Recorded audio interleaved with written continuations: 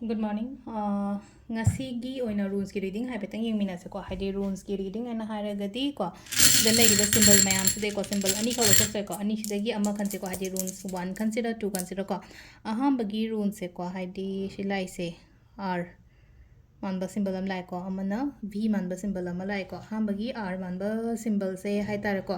chathokpa khotokpa dumaina piri ko chathokpa khotokpa haibagi atradi haidi traveling gumba kai gumba tawba yai ko haidi ketang lapna chathokpa ni khangde koiba chapani khangde amani khangde dumai tawraga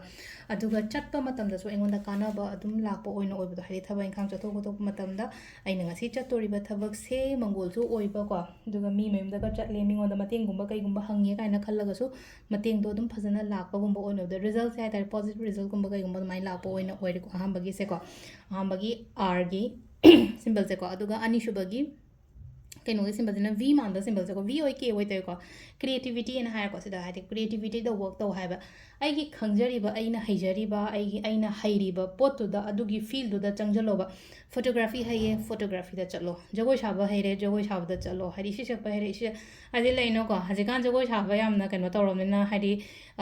jagoi shoi hei taba mi amna hari jagoi shaba di yaro idana ko aduna ahi ba profession gumba da dumaina chatpi ba laino ko hari mi yenga na taba mana tawri da bhagse am kana do male aduna hari man tawi si tawge kaina dumaina khandana oire ko dumba da aduna hari ai creative to da haite fazana work to biona haba adu se lere ko yi ngasi gi oina hari rules ki reading su ma'am thank you